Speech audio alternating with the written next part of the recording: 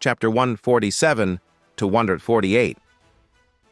So, you mean there is a chance that a mythical Zoan devil fruit based on this myth actually exists?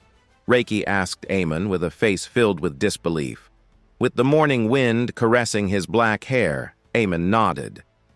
Until now, Amon talked about the mythical creature that he thinks the ancient Shandorians used to worship before the snake, and even the chance of such a being existing in reality in the past. Raki was pretty shocked, but she didn't doubt her brother's analyzing capabilities. Well, she scratched her head. I guess. Maybe. But why tell me this? I don't think I can help you analyze these things even a bit. You should have asked Robin or Vivi. Amon didn't reply instantly and took a few breaths of time. I have something to show you. It's underground. Just follow me. Underground?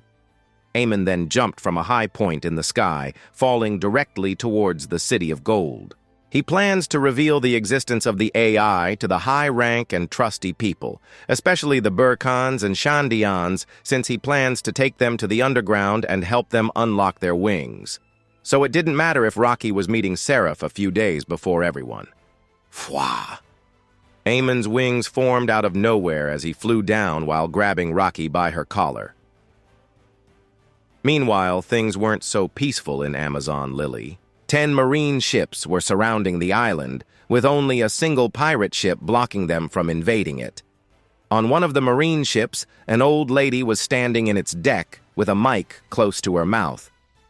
Pirate Empress, I repeat, Pirate Empress, surrender yourself now.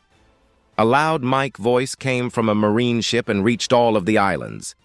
Among the 10 ships that were surrounding the island, Tsuru, one of the strongest vice admirals, was standing on the deck of a ship in the middle that was directly floating opposite to the Kuja pirate's ship. She had a mic in her hand and was instructing Hancock to surrender. Pirate Empress Boa Hancock, we have surrounded you from all sides. Through the receiver, Hancock, who was on her own ship's deck, stopping the Marines from invading her island, stood there. She was wearing a red dress with a snake dancing behind her. The Marines are finally making a move, I see. Boa Hancock tilted her head and smirked arrogantly. How disgusting! Seeing her arrogant composure, the 10 marine ships that only had females in them trembled. Beautiful! The word beautiful resounded from all the ships as Tsuru frowned. It seemed she had underestimated her beauty, no matter male or female. As long as they could see, they would be charmed by her beauty after all. It wasn't just a myth, as she really was the most beautiful woman in the whole world. I don't see any disgusting men either. You lot came prepared. Hancock looked at them with gleaming eyes. They are underestimating me. Hancock instantly took a pose. She made a heart shape with her hands and pointed them towards the ships. But if you endanger my island, I don't care if you are men or not. A half-transparent pink heart came out of her palms and rushed towards the ships in front of her. However, that was not the end, as more and more hearts started to sprout out of her hand. Pew, pew, pew, pew! Instantly, the sea was riddled up with countless pink hearts as the sound of people turning into stones resounded. Hancock waved her long hair with her hand. Vice Admiral, if you assumed you can corner me with numbers, more so with females, you have severely underestimated me.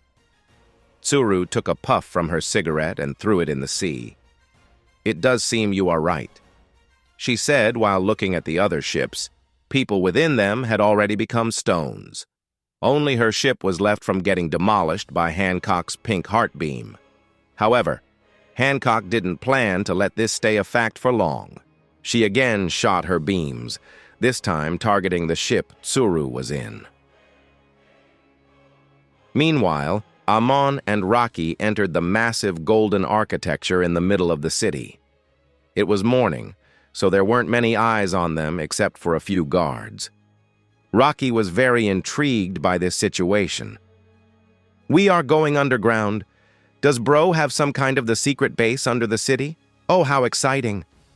She was fidgeting while they reached a golden room, Amon's bedroom. Other than the shrine on top of Giant Jack, this building was also Amon's residence, since this held the root of Jack on its roof. This is his bedroom. Reiki suddenly stopped at the doorway as Amon entered. Why is he bringing me to his bedroom all of a sudden?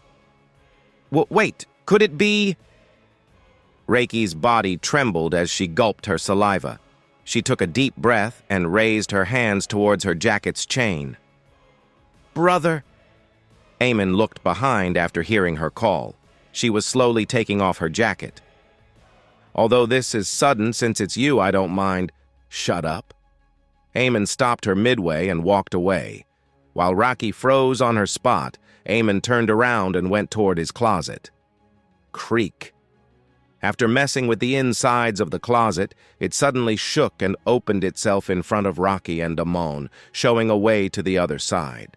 With a dejected face, Rocky wore her clothes again back and followed behind Amon as he entered the closet. Creak! Again, the same sound resounded as the closet closed itself from inside. Soon after, Amon and Rocky were left in a wide hallway. Brother! What the hell is this? Why is it so large and big? Amon didn't answer her and walked forward. Without any choice, Rocky followed him. Soon after, Amon reached the spot where different buttons were hidden on each side of the wall. However, before he could press any of the buttons, a click sound entered his ears as his eyes fell on the wall. Bzzz. It was the same sound from 8 years ago, the sound of a door opening, a door that has been closed a long time ago. Bzzz. Smoke came out of the elevator that just opened as a robotic voice entered both their ears. Welcome, Master. Amon grinned hearing the voice and crackled up. It's been a while, Sarah. We have many things to catch up on. Start the elevator first. Amon said and walked inside the elevator as Rocky followed with a dazed look on her face.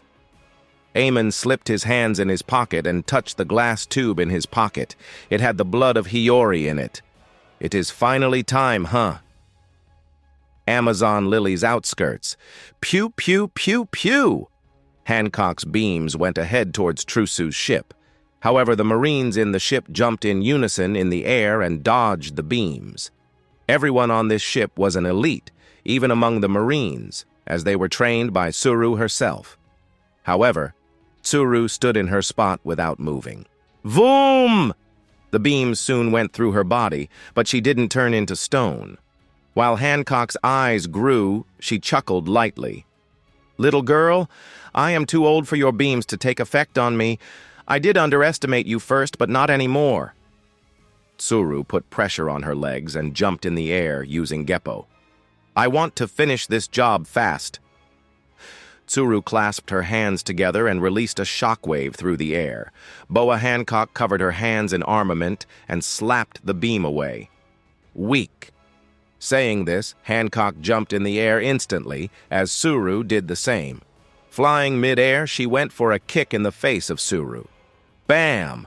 And surprisingly, she was able to hit her right in the face. Tsuru's left cheek became stone as Hancock grinned. Ah! Tsuru groaned and almost fell. I see. Just being immune to your beam isn't enough, but you should have watched yourself. Instantly, Tsuru raised her hand and touched Hancock's head lightly. Hancock's eyes grew as she felt her body act strange, and in the next instant, her body started to gobble extremely. Unlike how Amon had predicted the battle to last at least 2 days, it didn't even last 2 hours. He had underestimated Tsuru's devil fruit power and overestimated Hancock's caution. Amon and Rocky walked into the elevator as Rocky asked, while following behind him, Hey, what's happening? You don't seem surprised at all. What was that mechanical voice? An automata or an AI?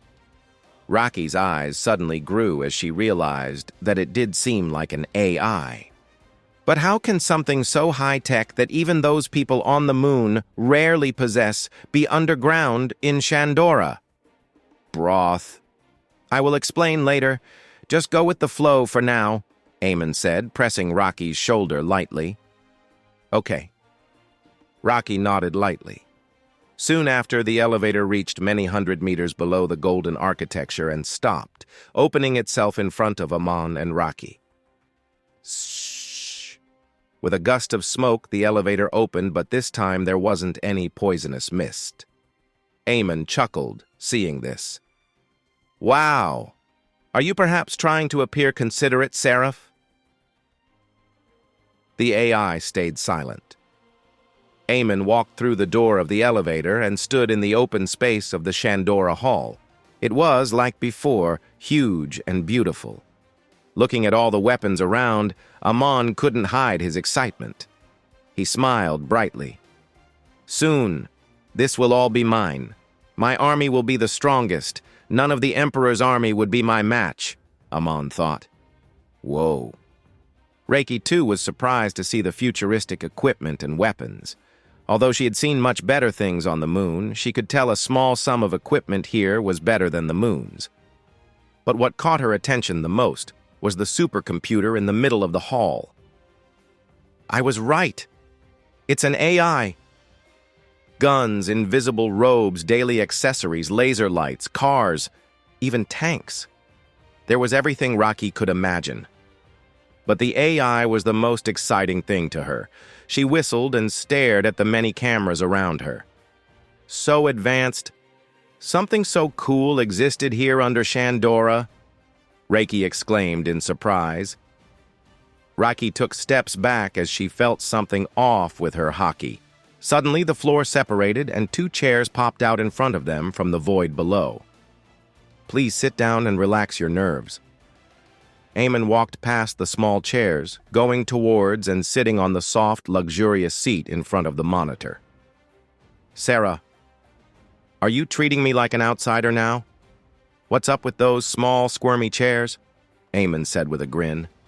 Rocky walked behind him and stood there without sitting. Not at all. I was just being considerate of that girl. Considerate? Amon raised an eyebrow while glancing at Rocky, who was pleased to stand beside him. I thought you couldn't feel any emotions. Consideration isn't an emotion. It's calculating the feelings of the other party. I can at least do that. She seems smarter now. This is not necessarily a bad thing, though. Interesting. Amon smiled at her webcam with emotions hidden in his eyes. Anyway, how have you been the past 5 years? I was young back then. I was naive back then, so I locked you here. You aren't holding any grudges, are you? Reiki looked at him with a surprised face. She couldn't process his words at all. Not at all. I have been here for the last 800 years. She stayed silent for a while before saying, 5 years is nothing. Besides, it's not like I would have been of any help in the past 5 years anyway, since Master left for the moon. She said the truth. At first she was angry, but in the end, wasn't Amon a Shandorian? She realized hating her own people would not grant her anything good. The AI conversed with Amon while keeping Rocky at bay. Look at this robot. Amon stared at her soul, at her thoughts, with his observation haki. She wasn't lying. It seemed interesting to Amon. Did something change within her? Did she come to a conclusion that giving me the power of command is better than waiting for Joy Boy? Or is it like a trial? If that was true or not, Amon would find out very soon. By the way, Master, I watched your fight with the Marine Admiral. I now have a general idea of the power level of this era. Truthfully, it's weak. What? Amon's eyes arched up. The power level of this era is weak? No. Our fight didn't cause the greatest damage, but the explosion, in the end, wasn't weak at all. Sarah continued. You might be shocked, but 800 years ago, there were hundreds of people who could cause such explosions and be fine afterward. With a small frown, Amon stared at a camera, while Rocky was shocked too. Tell me, Power-Wise, where do I stand among all the people you know? After a while, the computer beeped. I think I can see you being at the top 40 of my known strongest attacks. Amon felt his forehead going cold hearing her. Seraph couldn't have answered this 5 years ago, but now that she has many of her erased memories, she can see where Amon stood. Top 40. I thought I am at least in the top 10 of all the people who ever lived in this world, but to think I was this wrong. Amon felt dejected. Soon after, he shook his head. No, this just means I have room for more improvements. All right. Then do you know a person named Emu? Amon asked, while staring at her camera intensely. Please, I can't reveal any more information. I am sure you are aware of the reason, and that must be why you chose to come to me now, isn't it? Amon sighed, hearing her. Oh my, how did I forget? You want proof of Toki's arrival, don't you? Amon glanced at Rocky, who was confused, and sifted his attention back to Seraph. Tell me, do you have a lineage DNA sample of Toki? AI beeped. Although lineage wasn't our best point, we did have some knowledge on it, so I do have all the lineage data of ancient Shandorians saved within me. I see. Amon then slipped his hands in his pants and took out a glass tube. Then please match this blood with Toki's lineage sample. Is that Lady Toki's blood? Instantly, a metallic hand came out from the roof and snatched the blood sample. I will match it quickly. Seraph was very excited to get her hand on this. This would open so many possibilities for her after all.